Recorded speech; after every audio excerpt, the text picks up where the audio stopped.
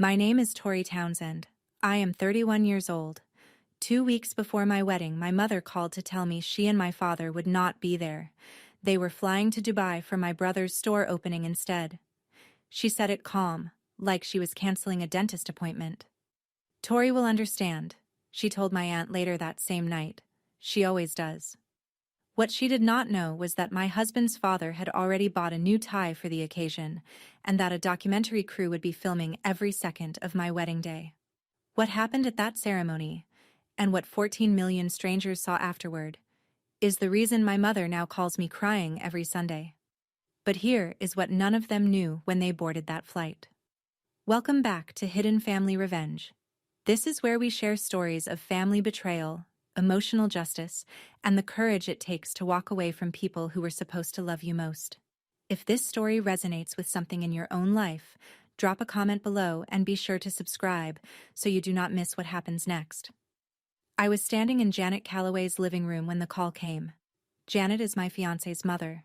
She is 59, a pediatric nurse, and the kind of woman who always has a warm pot of something on the stove. That afternoon, we were trying on veils. She had pinned 3 different options into my hair and was stepping back to photograph each one when my phone rang. I saw the name. Mom.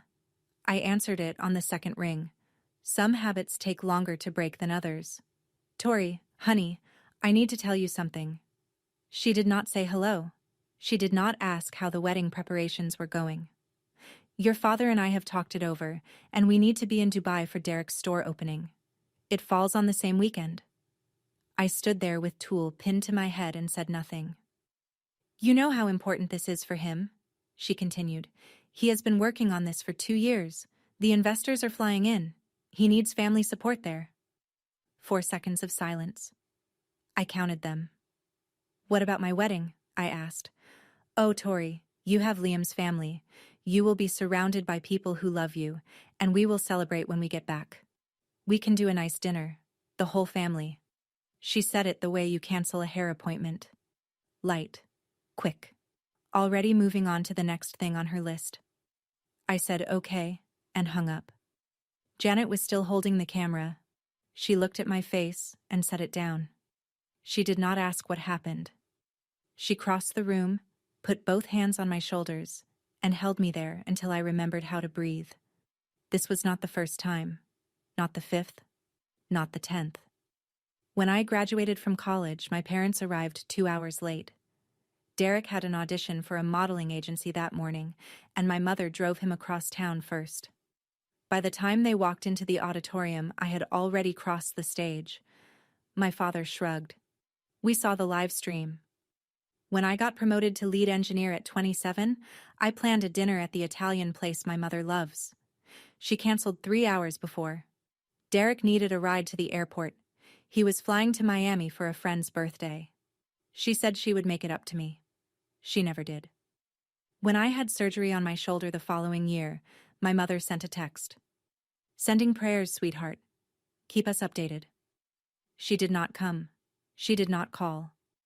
Derek was visiting from Los Angeles, and she said she did not want to miss the time with him since he was only in town for a few days. I stopped counting after 26. 26 times they chose Derek over showing up for me. My Aunt Ruth told me once, sitting in her kitchen with coffee going cold between us, your mother sees you as the strong one, Tori. She thinks strong means you don't need her. I remember the taste of that coffee. Bitter. Just like the words. Tori will understand. That was the phrase. My mother used it like a skeleton key, unlocking her way out of every obligation to me. She said it to my aunt. She said it to my uncle. She said it to my father whenever he hesitated. And the worst part was, for 31 years, she was right. I did understand. I understood that I came second. I still have the pen I used. A blue felt tip. The kind that bleeds a little at the edges if you press too hard. I sat at the kitchen table the night after I mailed the formal invitations and wrote a separate note on cream-colored cardstock. I tucked it inside my parents' envelope before sealing it. Mom, Dad, this is the most important day of my life. I need you there. Not for photos, not for tradition. I need you there because I still believe we can be a family. Please do not miss this one. Love, Tori. I asked my Aunt Ruth to hand-deliver it. She drove 40 minutes to my parents' house on a Tuesday afternoon. She told me later that my mother took the envelope, glanced at it, and set it on the kitchen counter next to a stack of catalogs. Did she open it? I asked. Ruth paused. Not while I was there. I told myself she would read it that evening. I told myself the words would reach her. That this time, the handwritten truth of her daughter's heart would be enough to keep her from booking a flight to the other side of the world. 2 weeks later, Ruth stopped by my parents' house to pick up a casserole dish. She saw the invitation on the counter. Same spot, same angle, still sealed. My mother never opened it. She left my heart on that kitchen counter, still sealed, tucked between a Pottery Barn catalog and a stack of coupons she would never use, and she booked the flights to Dubai the same week Ruth delivered it. I know because I saw the confirmation email Derek forwarded to the family group chat. Business class, 2 seats. I met Liam Calloway at a friend's barbecue 5 years ago. He was 33 now, an environmental engineer who spent his weekdays testing soil samples and his weekends building raised garden beds he never quite finished. He was quiet, steady, the kind of man who listened with his whole body. But the person who changed my life was not Liam. It was his father. Warren Calloway was 62, a retired high school principal with a voice like warm gravel and hands that had fixed everything from leaky faucets to broken hearts. The first time Liam brought me home for Sunday dinner, I stood in the doorway holding a bottle of wine like it was a shield. Warren walked straight up to me, took the bottle, and said, "You don't need to earn a seat at our table, Tori. You've had one since the first dinner." I almost cried. I think he knew. Over the next 5 years, Warren became the father I had always needed. He called me every Sunday, not to check in, but because he wanted to hear about my week. He taught me how to change my brake pads. He remembered my birthday every single year without being reminded. He showed up to my work presentation when I mentioned it once in passing. He sat in the back row of a conference room full of engineers and gave me a thumbs up when I looked nervous. My own father forgot my birthday 3 years in a row. He never learned what I did for a living. The last time I explained my job to him, he nodded and said, "So you fix computers?" Warren never confused my career with anything. He read an article about fintech once just so he could ask me a better question at dinner. My father called 4 days after my mother did. I think she made him. His voice had that particular strain it gets when he has been coached on what to say. "Sweetheart, I know this is not what you wanted to hear." "Then why are you saying it?" "We can only be in one place." He paused. "Derek's investors are flying in from Singapore. This is his big break. If we're not there, it sends the wrong message." "And what message does missing my wedding send?" He did not answer that. Instead, he said, "You have Liam's family. You'll be fine." I sat with that sentence for a long time after he hung up. You'll be fine. Not, I wish I could be there. Not, I'm sorry. Just the assumption that someone else would pick up where they left off, that Tori would understand. Liam found me sitting on the back porch that evening. The sun was going down behind the oak trees, and I was staring at my phone on the railing like it had betrayed me. "What did he say?" Liam asked. "He said I'll be fine." Liam sat down next to me. He did not touch me right away. He just sat there until the sky turned dark orange, and then he said, "You will be, but not because of them." I turned my phone face down. "I'm done hoping," I said. That night, Derek sent me a text. "Hey sis, sorry about the timing. I'll make it up to you." No specific offer, no plan, no follow-up question about the wedding. Just 6 words tossed into the void like a coin into a fountain, making a wish that cost him nothing. I did not reply. I drove to Warren's house on a Thursday evening. Janet was at a night shift. The porch light was on, and I could see him through the screen door reading a book with his glasses halfway down his nose. He looked up when I knocked. "Tori, come in. Coffee's still warm." We sat on the porch with our mugs. The crickets were loud that night. I held the coffee with both hands and stared at the steam curling off the surface, trying to find the words I had rehearsed the whole drive over. "My father chose Dubai," I said. Warren set his mug down on the railing. Would you walk me down the aisle? He did not say anything for 10 seconds. He did not need to. His face said every word his mouth could not. His eyes reddened at the edges, and his jaw tightened, and he pressed his lips together the way men of his generation do when they are trying very hard not to cry. Then he cleared his throat. I would be honored, Tori. More than you know. I heard a soft sound behind the screen door. Janet had come home early. She was standing just inside the kitchen with a dish towel pressed against her mouth, tears running down her cheeks. Warren reached across the space between our chairs and squeezed my hand once. Firm. Steady. We're going to make it a good day, he said. I believed him. Not because he promised it, because Warren Calloway had never once in 5 years told me something he did not mean. My father never bought a new tie for me in his life. Warren bought one the same afternoon I asked him. Navy blue. He told me later it was the most important purchase he had ever made. Marcus Chen was Liam's college roommate. They shared a dorm with cinder block walls and a mini fridge that hummed so loud neither of them could sleep the first semester.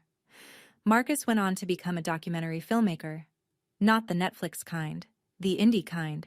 He had a YouTube channel with 48,000 subscribers and a specialty in short documentaries about modern milestones, first-generation college students, immigrant small business owners, couples who eloped during the pandemic. 6 months before our wedding, Marcus pitched Liam an idea. He wanted to film a mini-series called Modern Ceremonies. Real weddings, real people, no scripting. Liam liked the concept and brought it to me. I said yes. Marcus was respectful. He never pushed. He asked permission before every shot, and he had a rule. If anyone at the event asked him to stop filming, the camera went down immediately. What Marcus did not know, when he packed his 2 cameras and his tripod into the rental van, was that our wedding was about to become something he never planned for. I just want to capture what's real, he told us over dinner the week before. Real is what people connect with. Liam nodded. I sipped my water. I did not tell Marcus about my parents. There was no reason to. The documentary was about the wedding, not the absence. About the love in the room, not the chairs left empty by the people who should have filled them. But Real has a way of including the parts you did not script. And when Marcus pointed his camera at 2 white chairs in the front row, with paper signs that read, reserved, with no one sitting in them, he captured the one thing I never asked him to film. The truth. If you have ever had someone choose convenience over your most important day, you know exactly what I was feeling standing there. And if this story is already hitting close to home, go ahead and hit that subscribe button.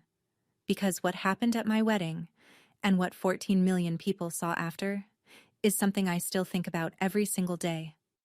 Janet took me dress shopping. So did my best friend Nora and my cousin by marriage Sarah. 4 women in a bridal boutique in Hartford on a Saturday morning, armed with opinions and tissues. The consultant brought out 5 dresses. I tried on 3. The third one was the one. A-line, lace sleeves, a neckline that sat just right. When I stepped out of the fitting room and looked in the mirror, I felt something shift in my chest. I turned to the left to find my mother's face. Her chair was empty. It was a cream-colored settee near the window with a throw pillow that said, "Here comes the bride." No one was sitting in it. Nora was on the opposite couch. Sarah was by the mirror. Janet was behind me, already reaching for the veil. Janet saw me looking. She stepped forward, adjusted the lace at my shoulder, and said, "You look like everything good in this world, Tori." I blinked twice and looked back at the mirror. That evening, I made the mistake of opening Instagram. Pamela had posted a photo of herself and Derek at the Dubai Mall. Floor-to-ceiling glass. Palm trees in the background. Derek in a linen shirt, grinning. Pamela next to him with a shopping bag and a caption that read, "So proud of my boy, family supporting family." I stared at those 4 words. Family supporting family. I set my phone face down on the nightstand and turned off the lamp. Liam rolled over. "You okay?" "I will be," I said. I was not sure if I was lying yet, but I was getting closer to the truth. The venue was a vineyard estate 20 minutes outside of Stamford. Stone walls, white chairs on a manicured lawn, a wooden arch draped in wisteria. We did the setup the day before, and I walked the rows myself to check the spacing. Front row, bride's side, 2 chairs on the left end, white paper signs held down with small stones. Reserved. Nora came up beside me. Do we remove the signs? I stood there and looked at those 2 chairs for a long time.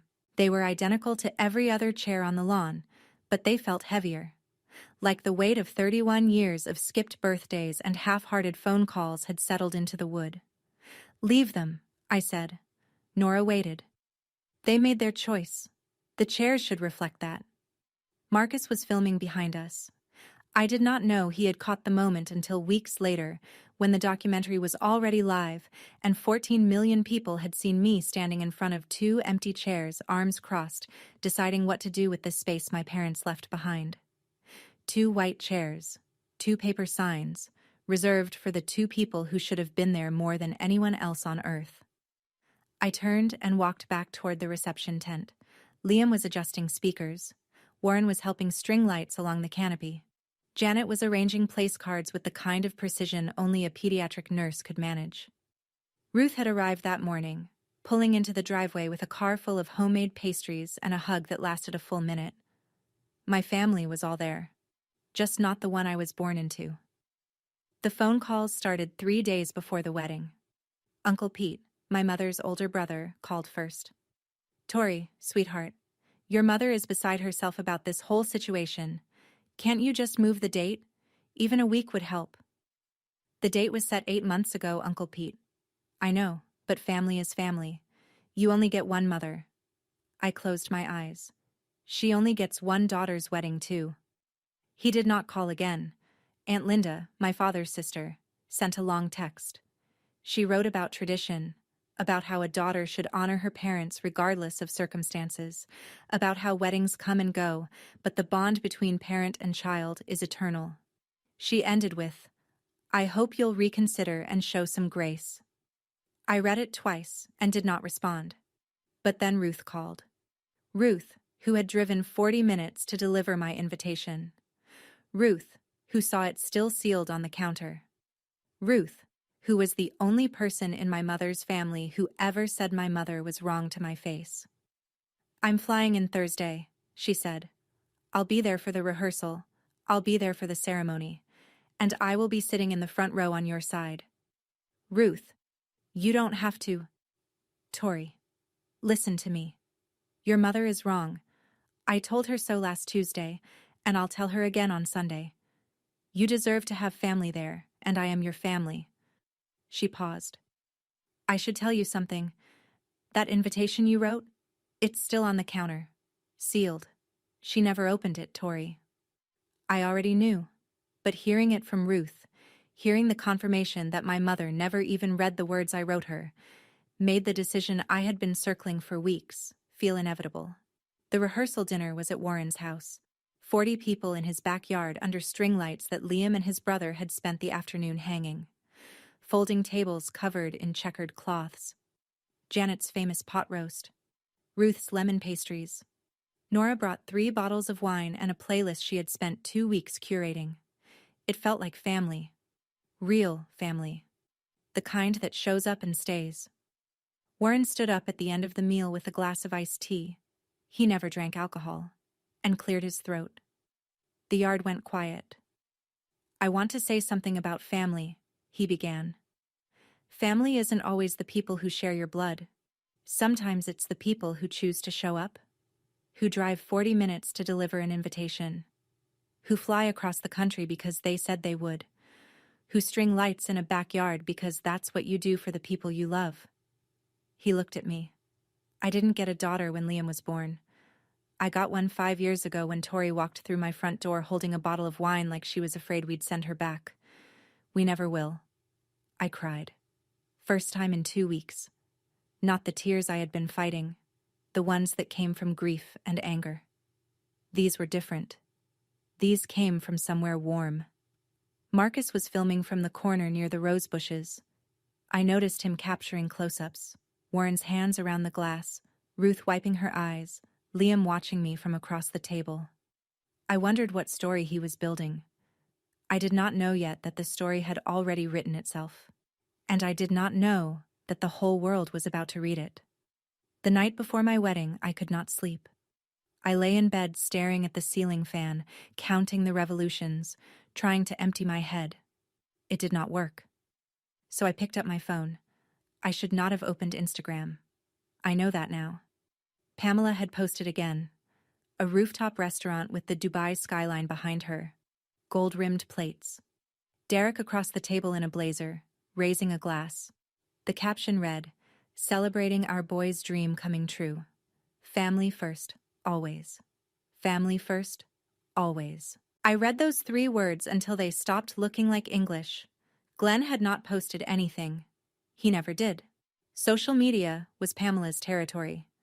But he was in the background of Derek's post. A selfie with both parents. #DubaiDreams. #family. #blessed. My father looked the way he always looked in photos. Present in body, absent in everything else. Derek had posted a separate story. A boomerang of champagne glasses clinking. He tagged my mother. He did not tag me. He did not mention that his sister was getting married tomorrow in a vineyard in Connecticut with 2 empty chairs in the front row. He did send me a direct message, though. "Wish you could be here, sis. This place is insane." No mention of my wedding. Not one word. I took a screenshot. Not for revenge, not for evidence. I took it because I needed something tangible. A reminder.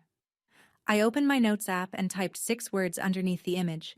This is who they chose to be.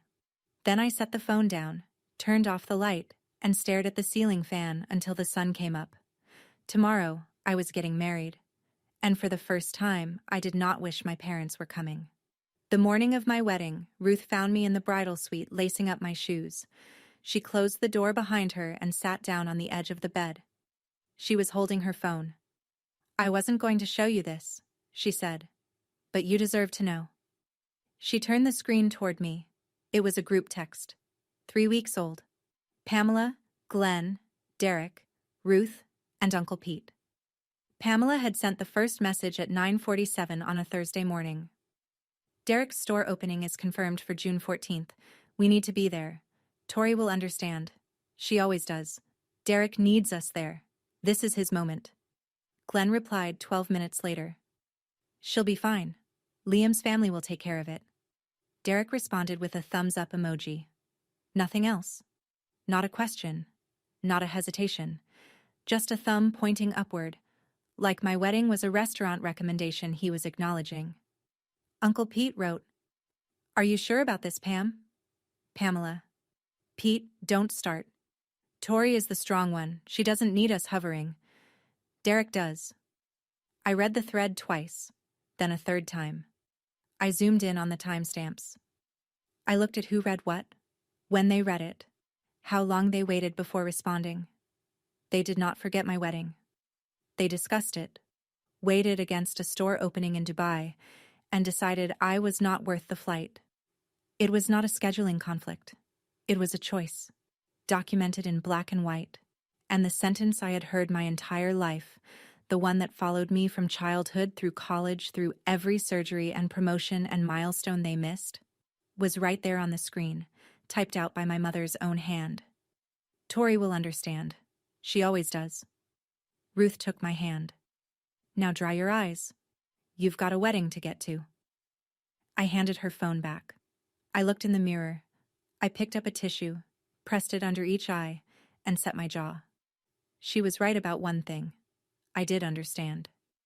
Janet fastened the last button on the back of my dress. Nora was on her knees adjusting the hem. Ruth pinned the veil into place with steady hands. Sarah held up the mirror.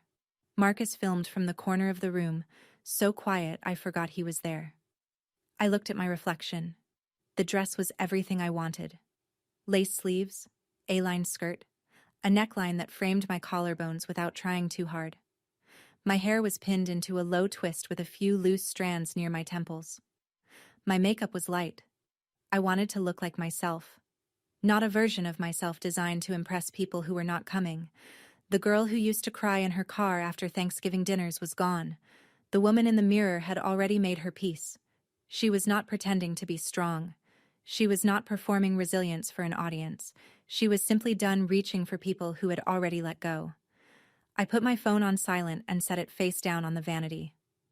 "Ready?" Nora asked. I straightened my shoulders. "Yes." Janet squeezed my arm. "You look beautiful, Tori." Ruth leaned in and whispered, "Your mother is a fool." I almost laughed. Almost. There was a knock at the door. Liam's voice. "Dad's outside. He said he's been ready since sunrise." I picked up my bouquet, white peonies, tied with a ribbon Nora had sewn herself, and walked to the door. The last time I walked through a doorway before becoming someone's wife, I did not look back at my phone. I did not check for a last-minute text from Pamela.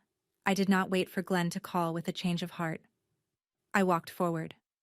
Warren was standing at the end of the hallway. Navy suit, new tie. His shoes were polished so well I could see the overhead lights reflected in the leather. He was holding his hands together in front of him the way he probably did at every school assembly for 30 years. Composed, upright, waiting for his cue. But his hands were shaking. Liam had checked on him 20 minutes earlier. "You okay, Dad?" Warren had straightened his tie and said, "I've waited 62 years to walk a daughter down the aisle. I think I can manage a few more minutes." When I came through the door, Warren's breath caught. I watched his face go through 3 expressions in the span of 2 seconds. Surprise, then pride, then something deeper and harder to name. The kind of emotion that lives in the chest of a man who spent his career teaching other people's children and who loved his son's wife as if she had always been his. "You are the most beautiful bride I have ever seen," he said. His voice cracked on the last word. He cleared his throat and straightened his jacket. "Thank you," I said. "For everything, not just today." He offered his arm. I took it. And for the first time that day, I felt the weight of the morning. The group text, the sealed invitation, the Dubai posts. Lift from my shoulders and settle somewhere behind me, where it belonged. Warren's arm was steady. His step was measured. He had practiced the walk 3 times in his living room the night before. Janet told me later she watched him from the kitchen, counting his paces, making sure his timing was right. He wanted it to be perfect. And it was. The string quartet played something soft as the doors opened. I do not remember the name of the piece. I only remember the sunlight. It poured across the vineyard lawn in long gold sheets, catching the tops of the white chairs and the petals scattered along the aisle. 120 people stood and turned. I heard the rustle of fabric, and the quiet gasps and the sound of someone already crying in the 3rd row.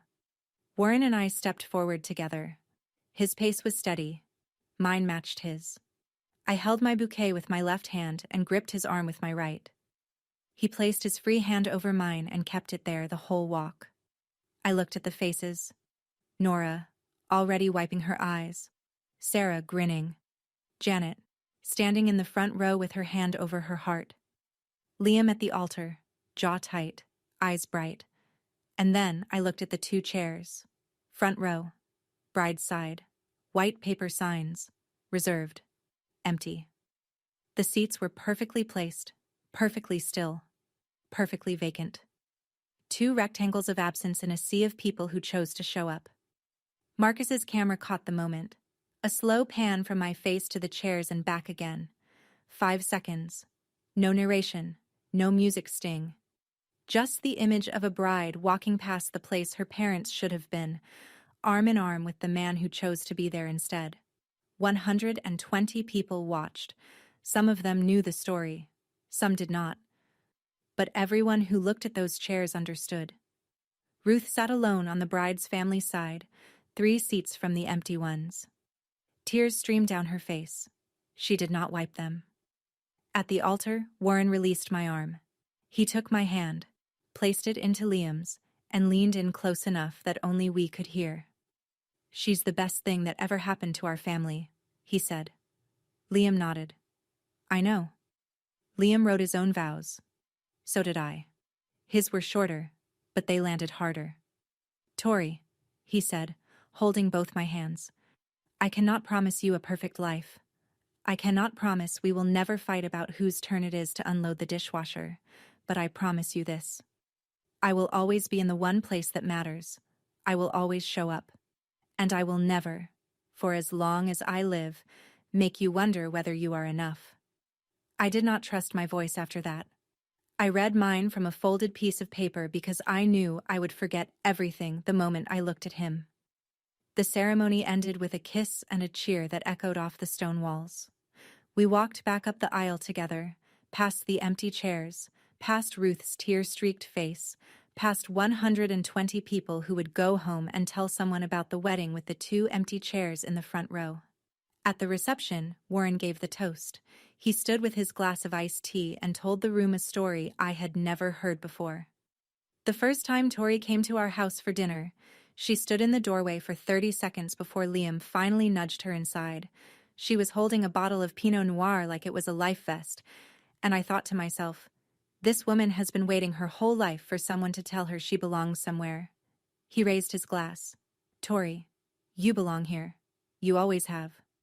Marcus captured every reaction, the laughter, the tears, the clinking glasses, the band starting up. He told me later that night, as the crew packed up, that he had never filmed anything like it. The cameras stopped rolling at 11 that night.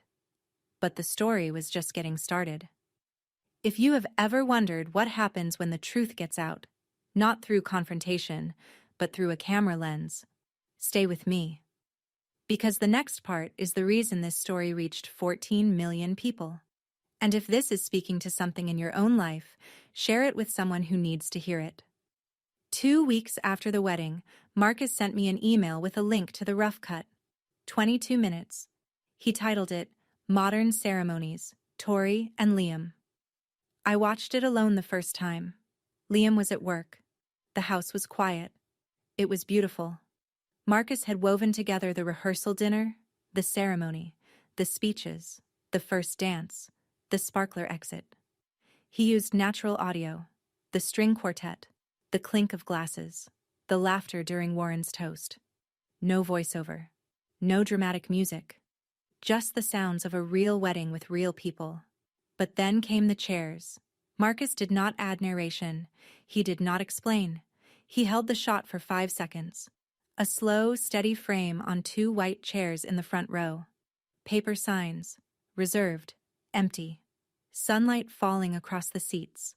You could see a shadow moving in the background where the other guests were standing, but the chairs themselves were still. It was the quietest 5 seconds of the entire film, and it said everything. I called Marcus that evening. You can publish it, I said. He paused. Are you sure? Once it's out there, you can't take it back. It's the truth, Marcus. The chairs were empty. The camera saw it. I'm not ashamed of being the person who showed up to her own wedding. You don't want me to cut that part? No. He exhaled. Okay, I'll have it up by Friday. I hung up and sat with the silence. Liam came home an hour later, set his bag down, and found me staring at the ceiling. You good? I told Marcus to post it. All of it? All of it? He sat down beside me. Then whatever happens, we handle it together. Marcus uploaded the documentary on a Friday morning. The title was simple, Modern Ceremonies, Tori and Liam. The thumbnail was a still frame from the ceremony, Warren and me walking down the aisle, the 2 empty chairs visible just behind us in the front row. No text overlay, no clickbait, just the image. The first 24 hours were normal by Marcus's standards. 12,000 views. His subscribers liked it. The comments were warm. Beautiful wedding. Warren is amazing. That vineyard is gorgeous. And then someone asked the question, wait, are those 2 chairs in the front row empty? Who were they reserved for? Another comment underneath, I think those are the bride's parents' seats. And another, where are the bride's parents? Marcus's regulars started responding. Some speculated. Some asked directly. Marcus did not reply to any of them. He never did. He let his films speak for themselves. By hour 36, a wedding planner in New Jersey shared the video in a private Facebook group with 22,000 members. Her caption, This is the most powerful wedding film I have ever seen. Watch it to the end. The views jumped. 12,000 became 40,000, then 90, then 180,000 in 48 hours. The comments changed. They became longer, more personal.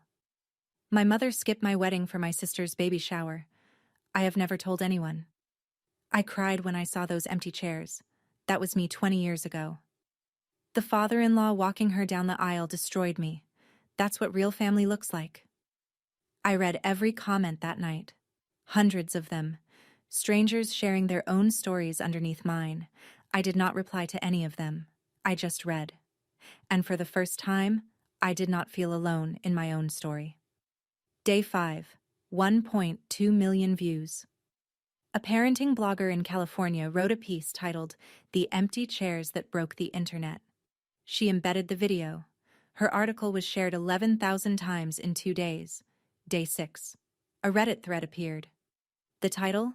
This bride's parents flew to Dubai for her brother's store opening instead of her wedding. It reached the front page within hours. 12,000 upvotes. 3,000 comments. Day 8. 4.7 million views. A regional news outlet in Connecticut ran a segment. They used the still frame of the empty chairs. They did not name us. Marcus had not used last names in the documentary. Day 10. 7 million. Interview requests poured in. A morning show producer, 2 podcast hosts, a magazine editor. Marcus forwarded them all to me. I declined everyone. "You don't owe anyone your story," Liam said. "The video already told it," I replied. My phone vibrated constantly. Friend requests, direct messages, emails from strangers who wanted to thank me for making them feel seen. I read some. I did not respond. I was not ready to be a public figure. I had only wanted to get married. Nora called me that week. "Tori, the video is everywhere. Are you okay?" "I think so." "Are your parents watching this?" I had not thought about that. Or rather, I had been trying not to. Somewhere across the ocean, in a Dubai hotel room, or on a return flight, or in the house where my sealed invitation still sat on the counter, my parents were about to discover what 14 million strangers already knew. And there was nothing I could do to control what happened next. Derek found out first. One of his business partners sent him a link on a Tuesday afternoon. A text with no context. Just the URL and a question mark. "Is this your sister?" Derek watched the video in his office above the new store in Dubai. The store that had opened to modest foot traffic and a lease payment that was already straining his cash flow. He watched the ceremony. He watched Warren walk me down the aisle. He watched the camera hold on 2 empty chairs. He called my mother. Pamela was at home in Connecticut by then. They had returned from Dubai 4 days after my wedding. She answered Derek's call on the first ring. She always did. "Mom, there's a video." He sent her the link. She watched it on the couch in the living room with the curtains drawn. I know this because Ruth told me later. Ruth, who had been invited over for lunch that day, who sat at the kitchen table and listened to Pamela watch 22 minutes of a wedding she chose to miss. Pamela saw the empty chairs. She saw Warren's hand over mine. She saw 120 guests witnessing the space she and my father had left behind. She saw the comments, thousands of them, from strangers who called her selfish, heartless, unforgivable. Glenn watched on his phone in the upstairs bedroom. He did not come down for an hour. Derek's Instagram direct messages were already filling up. People who recognized his face from the Dubai posts had connected the dots. "Isn't this your sister's wedding? Why weren't you there? Your parents picked your store opening over her wedding? You should be ashamed." Derek turned off his notifications, but the comments did not stop. The first voicemail arrived at 2:14 in the afternoon. "Tori, this is your mother. I don't know what that filmmaker was trying to do, but this is not the full story. You know we wanted to be there. You know that. Call me back immediately." The second came 40 minutes later. "This is humiliating, Tori. Everyone at church has seen it. Carol from my prayer group sent it to me. You need to have that video taken down. This is a family matter, not entertainment for strangers." The third came just before midnight. I'm your mother, Tori. I carried you. I raised you. And you let a camera crew embarrass us in front of the entire internet. Call me, please. I listened to all three the next morning. I sat on the kitchen floor with my back against the cabinet and played them one after another, the way you watch a storm move across a field, knowing it cannot reach you, but feeling the pressure change in your chest. 3 voicemails. Not a single apology. Just 3 different ways of saying, how dare you let people see what we did. Not, I'm sorry I wasn't there. Not, I made a terrible mistake. Not, can we talk about what happened? Just damage control. Just reputation management. Just the same instinct that had governed her parenting for 31 years. Protect the image. Ignore the wound. I set the phone on the counter and made breakfast. Eggs, toast, coffee. I ate slowly. Liam sat across from me, reading the news on his tablet, not asking questions he already knew the answers to. Are you going to call her back? He finally asked. No, I said. He nodded and went back to his coffee. By day 14, the video had 7.2 million views. The comments section had become something I never anticipated. It was not just people reacting to my story, it was people telling their own. Thousands of them. A woman in Texas whose mother skipped her graduation for her brother's baseball game. A man in Ohio whose parents funded his sister's wedding but told him his was too informal to attend. A grandmother who drove 14 hours to be at her granddaughter's recital because, she wrote, someone in that little girl's life needs to show up. Strangers were healing underneath my wedding video, and I did not know how to feel about that. Derek's Dubai store started receiving negative reviews online, 1-star ratings from people who had never set foot in the country. Owned by the guy whose parents skipped his sister's wedding. Family values? Check the YouTube video. I posted publicly on my personal page, the first and only thing I said. Please do not leave negative reviews on my brother's business. This is a family matter. I do not want anyone harmed because of this video. Thank you. Some people listened. Some did not. But I had said my piece. Uncle Pete stopped calling. Aunt Linda deleted her Facebook account. 2 of my mother's church friends unfollowed her on Instagram. Small things, but in a small town, small things are the ones that cut. Ruth texted me, your mother hasn't left the house in 3 days. She's watching the video comments on a loop. Glenn took the router password away. I read that message 3 times. I did not feel satisfaction. I did not feel revenge. I felt the quiet, hollow ache of watching people realize too late that their choices have witnesses. Day 21. 14 million views. Marcus's channel went from 48,000 subscribers to 320,000 in 3 weeks. He did not monetize the video. He told me later he turned down 2 sponsorship offers. A comment with 47,000 likes sat at the top of the page. It read, those 2 empty chairs said more than any speech ever could. I saved that comment. I do not know why. Maybe because a stranger on the internet articulated in 1 sentence what I had spent 31 years trying to explain to my parents. That absence is not neutral. Absence is a message. I turned my phone off that evening and sat on the porch with Liam. The fireflies were out. The neighbor's dog was barking at something in the trees. It was quiet in the way that only summer evenings in Connecticut can be quiet, thick, warm, alive. I didn't plan this, I said. I know, Liam said. That's why it's real. Marcus called the next day and asked if I wanted to film a follow-up documentary. An update. Where are they now? I said no. This is not a franchise, Marcus. It's my family. He understood. I did not want fame. I did not want a platform. I did not want to become the woman known for having parents who did not show up. I wanted what I had always wanted, to be loved by the people who were supposed to love me first, and when that did not happen, I wanted the freedom to stop pretending it was okay. 14 million people watched my wedding, but only the people in that vineyard knew what it felt like to stand there. And that was enough. The letter arrived on a Monday. Plain, white envelope. No return address, but I recognized the handwriting. My father wrote in block capitals, the way men who grew up in small-town New England were taught. Every letter the same height, no flourishes, no wasted ink. I opened it at the kitchen table with a glass of water I never drank. Tori. I watched the video. I saw those chairs.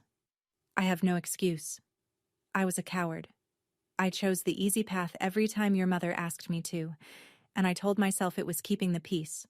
But I was keeping the peace for me, not for you. I know this letter changes nothing. I know a piece of paper doesn't fix 31 years of letting you down. But I want you to know, the moment Warren took your arm and walked you down that aisle, I felt something break inside me that I don't think will ever heal.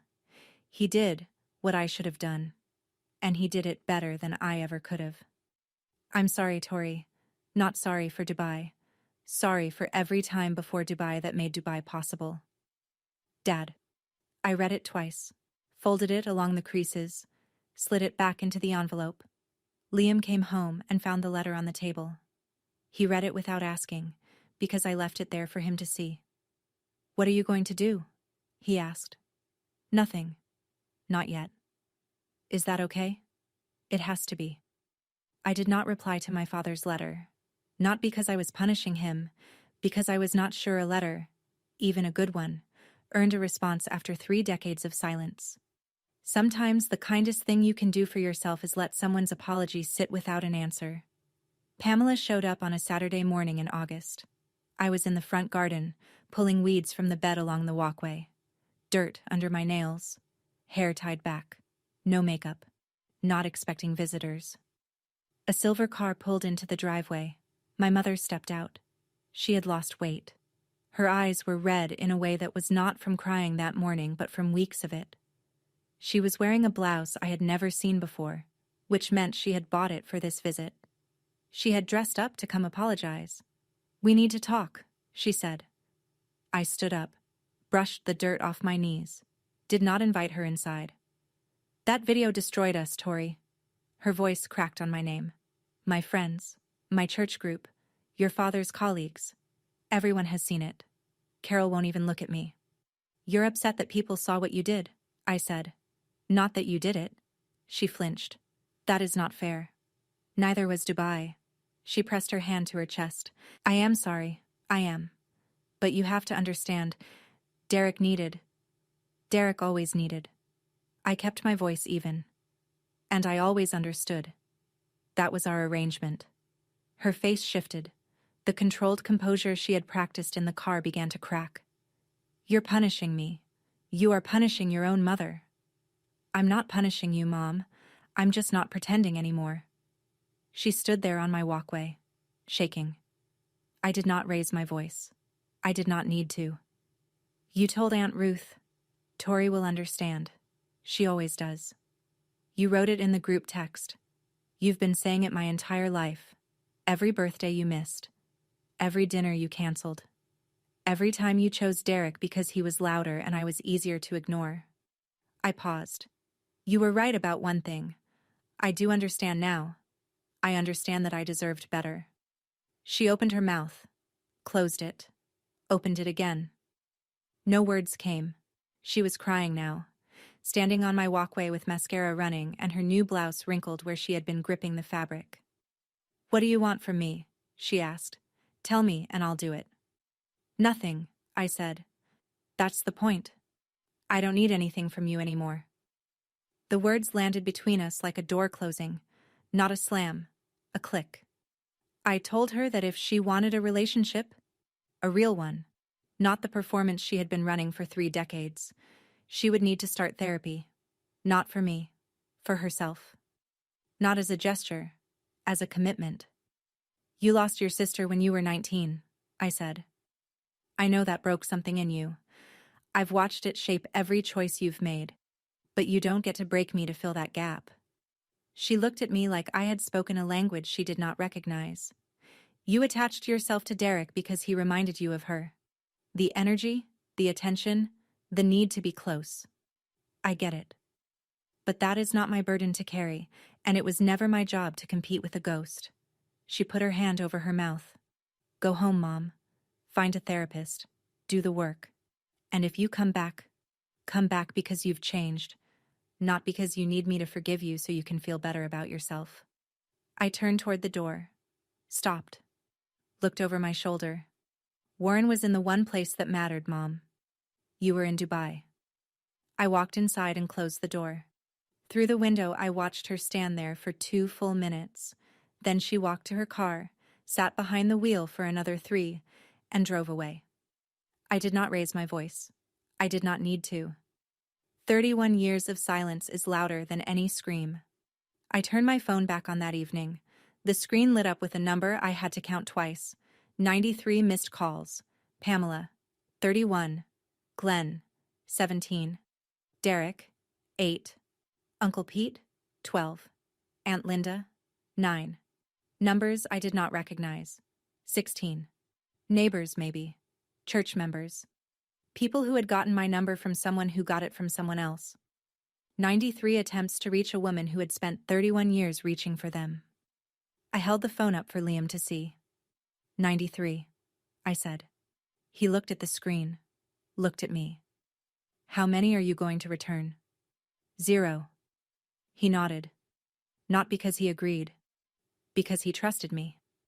I did not block anyone. I did not change my number. I simply did not call back. There is a difference between shutting a door and locking it. I left the door unlocked. But I stopped standing on the other side waiting for someone to walk through it. That same week, Derek's Dubai store hit its first serious cash flow problem. The foot traffic projections had been optimistic. The lease was expensive. 2 of his investors pulled back after a supply chain delay. These were business fundamentals. Nothing to do with the video. Nothing to do with me. Glenn had put $80,000 of his savings into Derek's store. Retirement money. The kind of investment you make when your son tells you it is a sure thing and your wife tells you family comes first. $80,000, sitting in a storefront in a Dubai shopping district where the rent was due and the customers were not. I did not feel satisfaction. I felt the familiar weight of watching people make choices and then wonder why the floor gave out beneath them. 3 months later, Derek's store closed. 4 months of operation. Underfunded from the start. The location was wrong. Tucked behind a food court in a mall that catered to tourists who came for photographs, not purchases. The investors pulled their remaining capital in September. Derek signed the lease termination on a Tuesday and flew home on a Wednesday. Glenn lost most of the $80,000. Not all of it. The liquidation recovered some inventory value, but enough that the retirement plan he and Pamela had mapped out was no longer accurate. Pamela started therapy in late August. Glenn told Ruth, who told me, twice a week, Tuesdays and Thursdays, with a therapist in Fairfield who specialized in family systems. I did not ask what they discussed. It was not my business anymore. Her church friends remained polite but distant. Conversations that used to last 20 minutes after service now lasted 3. People remembered the video. They did not bring it up. They did not need to. Derek moved back to Connecticut and took a job at a retail store in Stamford. He texted me in October. 3 sentences. Tori, I'm sorry I took them from you. I didn't think about what it cost you. I should have. First genuine apology from any of them. Not about the video. Not about embarrassment. About the fact that he had consumed every resource in our family. Financial, emotional, physical.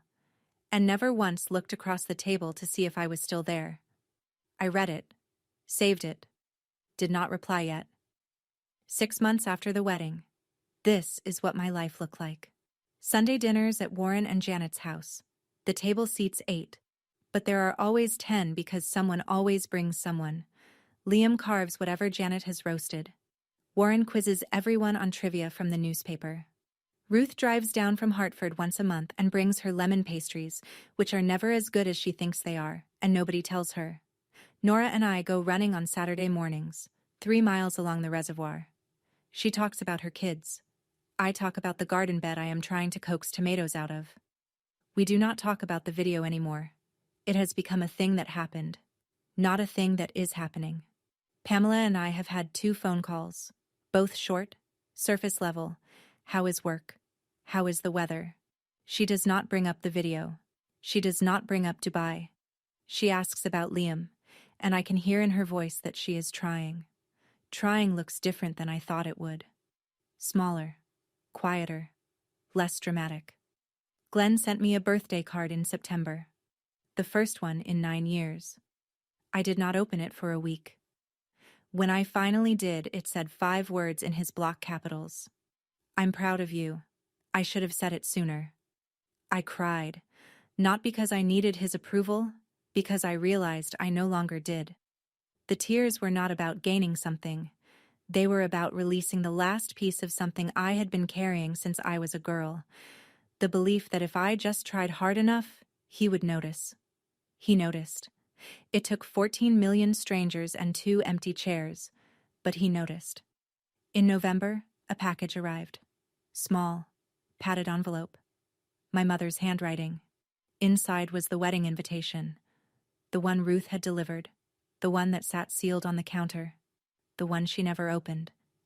It was open now, and tucked inside, on a post-it note in Pamela's handwriting, were 8 words. I finally read it. I'm sorry it took 14 million strangers to make me pick it up. I put the invitation in a drawer. Maybe someday I would frame it. Maybe someday it would mean something different. But not yet. I thought about my mother's old refrain. Tori will understand. She always does. She was right about one thing. I do understand now. I understand that I deserve better. Family is not a title you inherit. It is a promise you keep. And if the people who gave you life cannot keep that promise, you are allowed to build a table where people actually sit down. Warren taught me that. Not with words. With a navy tie and a steady arm, and 62 years of showing up for every person who walked through his door. That is what family looks like. Quiet, steady, present. That is my story. 2 empty chairs, 1 documentary, and a father-in-law who never once had to be asked twice. If this reminded you to call someone who actually shows up for you, do it today. Drop a comment, hit subscribe, and I will see you in the next one.